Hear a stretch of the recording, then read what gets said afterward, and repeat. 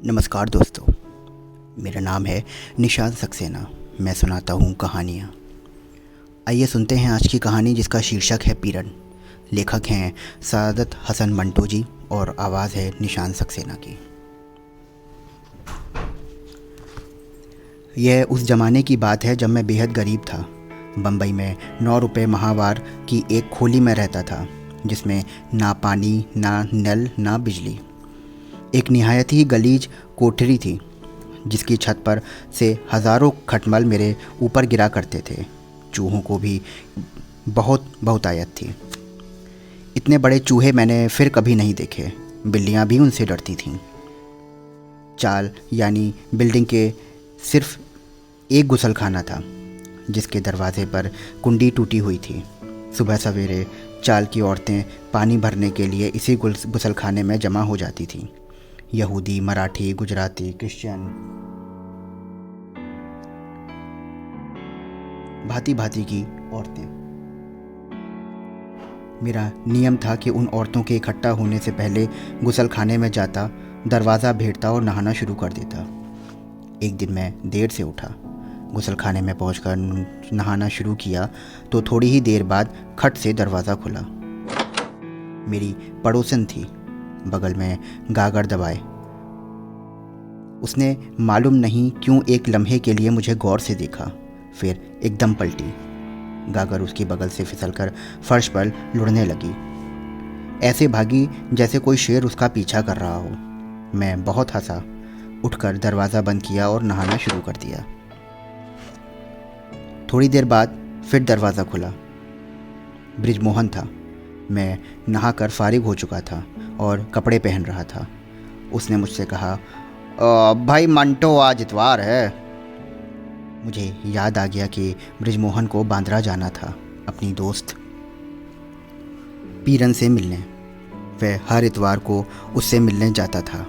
वह एक मामूली शक्ल सूरत की पारसी लड़की थी जिससे बृजमोहन का इश्क करीबन 3 साल से चल रहा था। हर इतवार को बृजमोहन मुझसे 8 आने ट्रेन के किराए के लिए लेता। पीरन के घर पहुंचता, दोनों आधे घंटे तक आपस में बातें करते। बृजमोहन इलस्ट्रेटेड वीकली के क्रॉस वर्ड पजल के हल उसको देता और चला जाता। वह बेकार था। सारा दिन सर झुकाए ये पजल वह अपने दोस्त पीरन के लिए हल करता था। उसके छोटे छोटे कई इनाम मिल चुके थे उसको, लेकिन वो सारा वसूलात पीरन ने ही किया था। बृजमोहन ने एक दमड़ी भी उससे ना मांगी थी। बृजमोहन के पास पीरन की अनगिनत तस्वीरें थीं। सलवार कमीज़ में, चुस्त पायजामे में, साड़ी में, फ्रॉक में, बेदिंग कॉस्ट्यूम में, फैंसी ड्रेस में, लगभग 100 से ऊपर होंगी। पीरन कतई खूबसूरत नहीं थी, बल्कि मैं तो कहूँगा कि बहुत ही मामूली शक्ल सूरत की औरत थी वो। लेकिन मैंने अपनी राय बृजमोहन को कभी नहीं बताई थी। मैंने पीरन के बारे में कभी कुछ नहीं पूछा था कि वह कौन है और क्या करती है। बृजमोहन से उसकी मुलाकात कैसे हुई, इश्क की शुरुआत कैसे हुई, क्या वह शादी करने का इरादा रखता है, बृजमोहन ने कभी उसके बारे में मुझसे बातचीत ना की। बस हर इतवार को वह नाश्ते के बाद मुझसे 8 आने किराए के लेता और मिलने के लिए बांद्रा रवाना हो जाता। फिर भरी दोपहरी में वापस लौटता। मैंने खोली में जाकर उसको 8 आने दिए। वह चला गया और दोपहर को लौटा तो उसने गैर मामूली तौर पर मुझसे कहा, आज मामला ख़त्म हो गया। बृजमोहन ने जैसे उसके सीने का बोझ हल्का हो गया हो मुझसे कहा, आप पीरन से आज मेरा 2 टूक फैसला हो गया है। मैंने उससे कहा, जब भी तुम उससे मिलना शुरू करते हो तो तुम्हें कोई काम नहीं मिलता है। तुम बहुत मनहूस हो। मेरे दोस्त, तुम्हें यह बात उससे कहनी चाहिए। उसने कहा, हाँ, बेहतर है कि मैं उससे मिलना ही छोड़ दूंगा।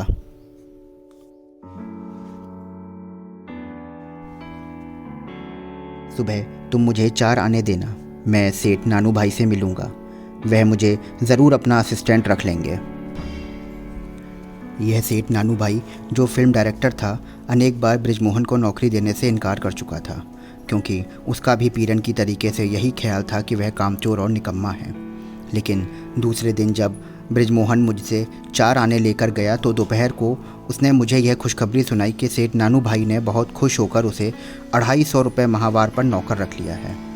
कॉन्ट्रैक्ट 1 वर्ष का है जिस पर दस्तखत हो चुके हैं। फिर उसने जेब से हाथ डालकर 100 रुपये निकाले और मुझे दिखाए। ये देखो, ये एडवांस है। जी तो चाहता है कि कॉन्ट्रैक्ट और 100 रुपये लेकर बांद्रा जाऊं और पीरन से कहूं कि देखो आज बृजमोहन को काम मिल गया है। लेकिन नानू भाई क्या जवाब देगा इसके बारे में बृजमोहन को अभी ना पता था। मेरे साथ एक नहीं कई मर्तबा ऐसा हो चुका है। इधर नौकरी मिली, उधर पीरन से मुलाकात हुई और मामला साफ। किसी ना किसी बहाने से मुझे निकाल के बाहर किया गया। खुदा मालूम इस लड़की ने यह नहूसत कहाँ से लगाई। अब मैं कम से कम 1 साल तक उसका मुंह नहीं देखूंगा। मेरे पास कपड़े बहुत कम रह गए हैं। 1 साल लगाकर कुछ बनवा लूँ तो फिर देखा जाएगा। बृजमोहन ने बड़े ही आत्मविश्वास के साथ मुझसे यह बोला। 6 महीने गुजर गए। बृजमोहन बराबर काम पे जा रहा था। उसने कई बार नए कपड़े सिलवा लिए थे। 1 दर्जन रुमाल भी खरीद लिए थे। अब वे तमाम चीज़ें उसके पास थीं जो कुंवारे आदमी के ऐशो आराम के लिए ज़रूरी होती हैं। एक दिन वह स्टूडियो गया हुआ था कि उसके नाम एक खत आया। शाम को जब वह लौटा तो उसे यह खत मैं देना भूल गया। सुबह नाश्ते पर मुझे याद आया। मैंने यह खत उसके हवाले कर दिया। लिफाफा पकड़ते ही वह जोर से चीखा, लानत है। मैंने पूछा, क्या हुआ? वही पीरन, अच्छी खासी ज़िंदगी गुजर रही थी। यह कहकर उसने चम्मच से लिफाफा खोला, खत का कागज़ निकाला और मुझसे कहा, वही कमबख्त है। मैं कभी उसकी हैंडराइटिंग नहीं भूल सकता हूँ। मैंने पूछा, क्या लिखती है? मेरा सर लिखती है। कहती है मुझसे इस इतवार को ज़रूर मिलो, तुमसे कुछ कहना है। यह कहकर बृजमोहन ने खत लिफाफे में डाला और जेब में रख लिया। लो भाई मंटो, इंशाअल्लाह नौकरी से कल ही जवाब मिल जाएगा। क्या बकवास करते हो बृजमोहन? बृजमोहन ने बड़े शान ढंग से कहा। नहीं मंटो, तुम देख लेना, कल इतवार है। परसों नानू भाई को मुझसे कोई ना कोई शिकायत पैदा होगी और वह मुझे ज़रूर बाहर निकाल देगा। मैंने उससे कहा, अगर तुम्हें विश्वास है तो मत जाओ उससे मिलने। यह नहीं हो सकता कि वह बुलाए तो मुझे जाना ही पड़ता है। क्यों? नौकरी करते करते कुछ मैं उकता चुका हूँ। 6 महीने से ऊपर हो गए हैं। यह कहकर वह मुस्कुराया और चला गया। दूसरे दिन वह नाश्ता करके बांद्रा चला गया। पीरन से मुलाकात करके लौटा तो उसने उस मुलाकात के बारे में कोई बात न की। मैंने उससे पूछा, और भाई मिला है अपने मनहूस सितारे से? हाँ भाई, उससे कह दिया कि नौकरी से बहुत जल्दी ही जवाब मिल जाएगा। यह कहकर वह खाट से उठा। चलो आओ खाना खा लें। हम दोनों ने हाजी के होटल में खाना खाया। इस दौरान पीरन की कोई बात ना हुई। रात को सोने से पहले उसने सिर्फ इतना कहा, अब देखिए कल क्या गुल खिलाता है ये आज की मुलाकात। मेरा ख्याल था कि कुछ भी नहीं होगा, मगर दूसरे दिन बृजमोहन असामान्य रूप से स्टूडियो से जल्दी लौट आया। मुझसे मिला तो ज़ोर से हंसा। भाई जवाब मिल गया। मैंने समझा मजाक कर रहा है। अरे हटाओ जी, तुम तो खामखा मजाक करते हो। अरे जो हटना था वो तो हट गया, अब कैसे उसे हटाऊं? सेठ नानू भाई पर टांच आ गई है, स्टूडियो सील हो गया। मेरी वजह से खामखा बेचारे नानू भाई पर भी आफत आ गई। यह कहकर बृजमोहन फिर हंसने लगा। मैंने सिर्फ इतना कहा, यह अजीब सिलसिला है मेरे दोस्त। देख लो, इसे कहते हैं हाथ कंगन को आरसी क्या। बृजमोहन ने सिगरेट सुलगाया और कैमरा उठाकर बाहर घूमने चला गया। बृजमोहन अब बेकार था। जब उसकी जमा पूंजी ख़त्म हो गई तो उसने हर इतवार को फिर से बांद्रा जाने के लिए 8 आने मांगने शुरू कर दिए। मुझे अभी तक मालूम नहीं कि आध पौन घंटे में वह पीरन से क्या बातें करता था। वैसे बहुत अच्छी गुफ्तगू करने वाला था, मगर उस लड़की से जिसकी नहुसत का उसे पूरे तौर पर यकीन था, वह किस किस्म की बातें करता था। मैंने एक दिन उससे पूछा, बिरज, क्या पीरन को भी तुमसे मोहब्बत है? अरे नहीं यार, वो तो किसी और से मोहब्बत करती है। तो फिर तुमसे क्यों मिलती है? इसलिए क्योंकि मैं जहीन हूँ। उसके भद्दे चेहरे को खूबसूरत बनाकर पेश कर सकता हूँ। उसके लिए क्रॉसवर्ड पजल हल करता हूँ। कभी कभी उसको इनाम भी दिलवा देता हूँ। मंटो, तुम नहीं जानते इन लड़कियों को, मैं खूब पहचानता हूँ इन्हें। जिससे वह मोहब्बत करती हैं उसमें जो कमी है वो मुझसे पूरी कर लेती है। यह कहकर वह मुस्कुराया। बड़ी 420 औरत है। मैंने उससे कुछ हैरानी से पूछा, तो तुम उससे क्यों मिलते हो? बृजमोहन हंसा। चश्मे के पीछे से उसने आंखें सुड़कोड़ कर कहा, मुझे मज़ा आता है दोस्त। किस बात का? अरे उसकी नहुसत का। मैं उसका इम्तिहान ले रहा हूँ कि उसकी नहुसत का इम्तिहान। यह अपने इम्तिहान में पूरी उतरी है। मैंने जब भी उससे मिलना शुरू किया तो मुझे अपने काम से जवाब मिला। अब मेरी एक ख्वाहिश है कि मैं उसके मनहूस असर को चकमा दे जाऊं। मैंने उससे पूछा, क्या मतलब? बृजमोहन ने बड़ी संजीदगी से कहा, मेरा जी चाहता है कि मैं नौकरी में जवाब मिलने से पहले नौकरी से अलग हो जाऊं, यानी खुद अपने मालिक को जवाब दे दूं और उसके बाद कहूं, जनाब मुझे मालूम था कि आप मुझे हटाने वाले हैं, इसलिए मैंने आपको तकलीफ़ ना दी और खुद अलग हो गया और आप मुझे निकाल नहीं रहे थे। यह मेरी दोस्त पीरन थी, जिसके नाक कैमरे में ऐसी घुसती है जैसे तीर। बृजमोहन मुस्कुराया। बस यही मेरी एक छोटी सी ख्वाहिश है मंटो, देखो पूरी होती है कि नहीं होती है। मैंने कहा, बड़ी अजीबोगरीब ख्वाहिश है तुम्हारी। मेरी हर चीज़ अजीबोगरीब होती है। पिछले इतवार मैंने पीरन के उस दोस्त के लिए जिससे वह मोहब्बत करती है एक फ़ोटो तैयार करके दिया। उल्लू की दुम, उसे कंपटीशन में भेजेगा, यकीनी तौर पर इनाम मिलेगा उसे। यह कहकर वह मुस्कुराया। बृजमोहन वाकई अजीबोगरीब आदमी था। वह पीरन के दोस्त को कई बार फ़ोटो तैयार करके दे चुका था। इलस्ट्रेटेड वीकली में ये फ़ोटो उसके नाम से छपते थे और पीरन बहुत खुश होती थी। बृजमोहन उसको देखता था तो मुस्कुरा देता था। वह पीरन के दोस्त की शक्ल सूरत से अनजान था। पीरन ने बृजमोहन से उसकी मुलाकात तक ना कराई थी। सिर्फ इतना बताया था कि वह किसी मिल में काम करता है और बेहद खूबसूरत है। एक इतवार को बृजमोहन बांद्रा से वापस आया तो उसने मुझसे कहा, लो भाई मंटो, आज मामला ख़त्म हो गया। मैंने उससे पूछा, पीरन वाला? हाँ भाई, कपड़े ख़त्म हो रहे थे तो मैंने सोचा कि यह सिलसिला ख़त्म करो। अब इंशाअल्लाह कुछ ही दिनों में कोई ना कोई अच्छी नौकरी मिल जाएगी। मेरा ख्याल है कि सेठ नियाज़ अली से मिलूं। उसने एक फ़िल्म बनाने का ऐलान किया है, कल ही जाऊंगा। तुम यार ज़रा उसके दफ्तर का पता लगा लोगे? मैंने उसके दफ्तर का नया फ़ोन एक दोस्त से पूछकर बृजमोहन को बता दिया। वह दूसरे दिन वहाँ गया। शाम को लौटा। उसके चेहरे पर मुस्कुराहट थी।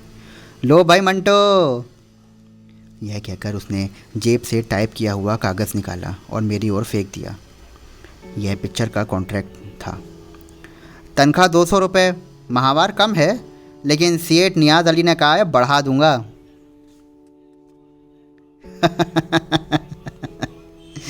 तो पीरन से कब मिलोगे? मैंने हंसते हुए पूछा। बृजमोहन मुस्कुराया। कब मिलूँगा? मैं भी यही सोच रहा था कि मुझे उससे कब मिलना चाहिए। मंटो यार, मैंने तुमसे कहा था कि मेरी छोटी छोटी ख्वाहिश है, बस वही पूरी हो जाए। मेरा ख्याल है मुझे इतनी जल्दी नहीं करनी चाहिए। ज़रा मेरे 3-4 जोड़े बन जाएं। 50 रुपये एडवांस ले आया हूँ, 25 तुम रख लो। 25 मैंने ले लिए। होटल वाले का कर्ज था जो फ़ौरन चुका दिया गया। हमारे दिन बड़ी खुशहाली में गुजरने लगे। 100 रुपये माहवार मैं कमा लेता था, 200 रुपये माहवार बृजमोहन ले आता था। बड़े ऐश थे। 5 महीने गुजर गए थे कि अचानक एक लड़की पीरन का खत लेकर बृजमोहन को मिली। जब मैं अपने काम से वापस लौटा तो बृजमोहन ने मुझे वो पत्र दिया। लो भैया मंटो, इज़राइल साहब तशरीफ़ ले आए। सही बात है कि मैंने उस वक्त खत देकर खौफ सा महसूस किया, मगर बृजमोहन ने मुस्कुराते हुए लिफाफा खोला। खत का कागज़ निकाल कर पढ़ा। बिल्कुल थोड़ी सी लिखावट थी। मैंने बृजमोहन से कहा, क्या फरमाती है? फरमाती है कि इतवार को मुझसे मिलो, एक बहुत ज़रूरी काम है। बृजमोहन ने खत लिफाफे में वापस डालकर अपनी जेब में रख लिया। मैंने उससे पूछा, जाओगे? जाना ही पड़ेगा। फिर उसने यह फिल्मी गीत गाना शुरू कर दिया। मत भूल मुसाफिर, तुझको जाना ही पड़ेगा। मैंने उससे कहा, बिरज मत जाओ उससे मिलने, बड़े अच्छे दिन गुजर रहे हैं हमारे। तुम जानते हो खुदा मालूम किस तरह तुम्हें 8 आने दिया करता था। बृजमोहन मुस्कुराया। मुझे सब मालूम है दोस्त, लेकिन अफसोस है कि अब वे दिन फिर आने वाले हैं जब तुम खुदा मालूम किस तरह 8 आने दिया करोगे। इतवार को बृजमोहन फिर पीरन से मिलने बांद्रा गया। वापस आया तो उसने मुझसे इतना कहा, मैंने उससे कहा यह कि 12वीं बार है और मुझे तुम्हारी नहूसियत की वजह से नौकरी से अलग होना पड़ेगा। तुम पर रहमत हो जरतुश की। मैंने पूछा, तो उसने सुनकर कुछ कहा नहीं? अरे 100% उसने कहा। यह कहकर बृजमोहन हंसा। अब मैं कल सुबह दफ्तर जाते ही इस्तीफ़ा पेश कर दूंगा। मैंने वहीं पीरन के सामने ही लिख दिया था उस इस्तीफ़े को। बृजमोहन ने मुझे इस्तीफ़े का कागज़ दिखाया। दूसरे दिन गैर मामूली तौर पर उसने जल्दी जल्दी नाश्ता किया और दफ्तर की ओर चल पड़ा। शाम को लौटा तो उसका चेहरा उतरा हुआ था। उसने मुझसे कोई बात ना की। आखिर मुझे उससे पूछना पड़ा, क्यों ब्रिज, क्या हुआ? उसने बड़ी नाउम्मीदी से सर हिलाया। कुछ नहीं यार, सारा किस्सा ही ख़त्म हो गया। क्या मतलब? मैंने सीएट नियाज़ अली को अपना इस्तीफ़ा पेश किया तो उसने मुस्कुराकर मुझे एक ऑफिशियल ख़त दिया जिसमें यह लिखा हुआ था कि मेरी तनख्वाह पिछले महीने से 200 के बजाय 300 रुपये माहवार कर दी गई है। पीरन ने बृजमोहन की दिलचस्पी ख़त्म हो गई थी। उसने मुझसे एक दिन कहा, पीरन की नहूसियत ख़त्म होने के बाद ही वह भी ख़त्म हो गई यार, और मेरा एक निहायती दिलचस्प शगल भी ख़त्म हो गया। अब कौन मेरे बेकार रहने का कारण बनेगा दोस्त? तो दोस्तों, ये थी आज की कहानी। आशा करता हूँ कि आपको ये कहानी बेहद पसंद आई होगी। फिर मिलता हूँ आपसे अगली कहानी में। तब तक के लिए चैनल को सब्सक्राइब करिए, शेयर करिए, फॉलो करिए और 5 स्टार रेटिंग देना बिल्कुल ना भूलिए। शुक्रिया।